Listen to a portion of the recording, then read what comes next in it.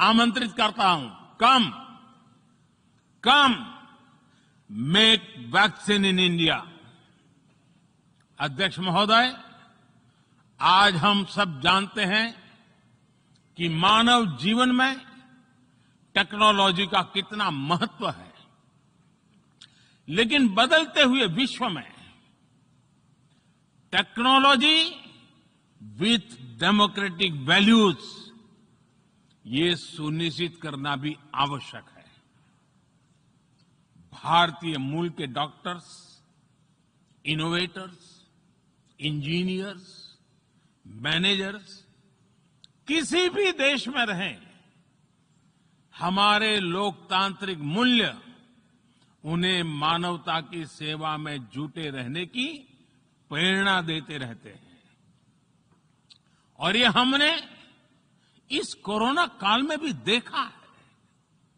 अध्यक्ष महोदय, कोरोना महामारी ने विश्व को ये भी सबक दिया है कि वैश्विक अर्थव्यवस्था को अब और अधिक डाइवर्सिफाई किया जाए।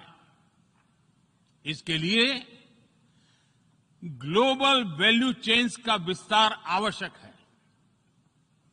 हमारा आत्मनिर्भर भारत अभियान इसी भावना से प्रेरित है। ग्लोबल इंडस्ट्रियल डाइवर्सिफिकेशन के लिए भारत विश्व का एक लोकतांत्रिक और भरोसेमंद पार्टनर बन रहा है। और इस अभियान में भारत ने इकोनॉमी और इकोलॉजी दोनों में बेहतर संतुलन स्थापित किया है। बड़े और विकसित देशों की तुलना में क्लाइमेट एक्शन को लेकर भारत के प्रयासों को देखकर आप सभी को निश्चित ही गर्व होगा। आज भारत बहुत तेजी के साथ 450 गीगावाट रिन्यूएबल एनर्जी के लक्ष्य की तरफ बढ़ रहा है। हम भारत को दुनिया का सबसे बड़ा ग्रीन हाइड्रोजन हब बनाने के अभियान में भी जुट गए हैं।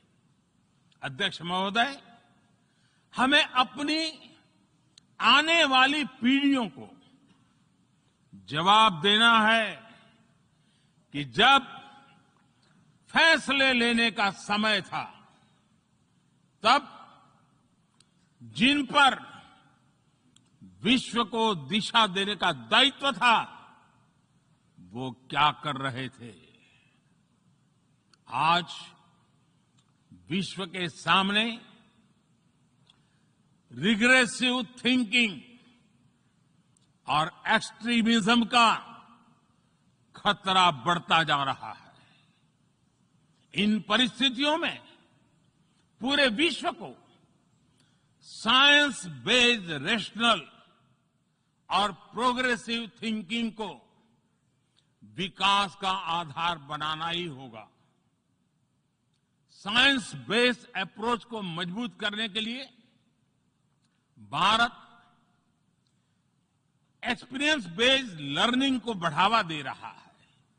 हमारे यहां स्कूलों में हजारों अटल टिंकरिंग लैब्स खोली गई हैं, इंक्यूबेटर्स बने हैं और एक मजबूत स्टार्टअप इकोसिस्टम विकसित हुआ है।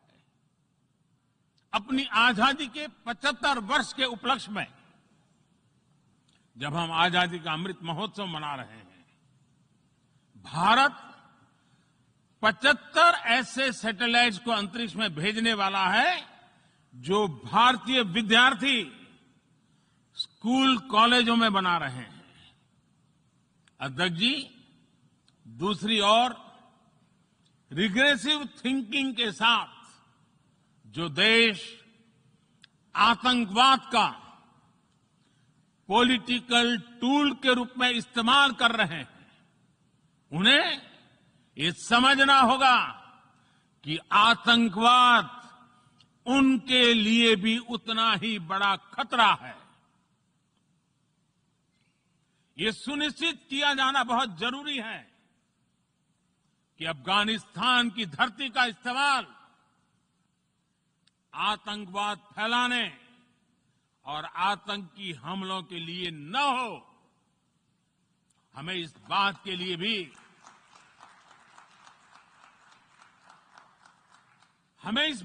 लिए भी सतर्क रहना होगा कि वहां की नाजुक स्थितियों का कोई देश अपने स्वार्थ के लिए एक टूल की तरह इस्तेमाल करने की कोशिश न करें।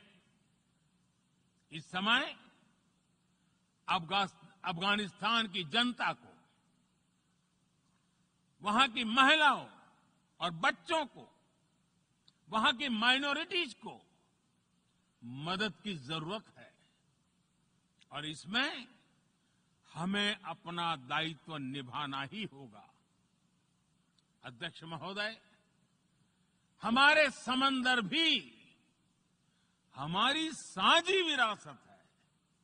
इसलिए हमें ये ध्यान रखना होगा कि ओशन रिसोर्सेज को हम यूज करें, एब्यूज नहीं।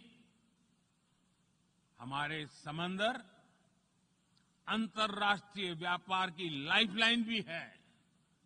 इन्हें हमें एक्सपांशन और एक्सक्लूजन की दौड़ से बचाकर रखना होगा। रूल बेस्ड वर्ल्ड ऑर्डर को सशक्त करने के लिए अंतर्राष्ट्रीय समुदाय को एक सुर में आवाज उठानी ही होगी। सुरक्षा परिषद में भारत की प्रेसिडेंसी के दौरान बनी विस्तृत सहमति विश्व को मैरीटाइम सिक्योरिटी के विषय में आगे बढ़ने का मार्ग दिखाती है। अध्यक्ष महोदय, भारत के महान कूटनीतिज्ञ आचार्य चाणक्य ने सदियों पहले कहा था, कालातिक्रमात् काल एव फलम पिबति। जब सही समय पर सही कार्य नहीं किया जाता तो समय ही उस कार्य की सफलता को समाप्त कर देता है।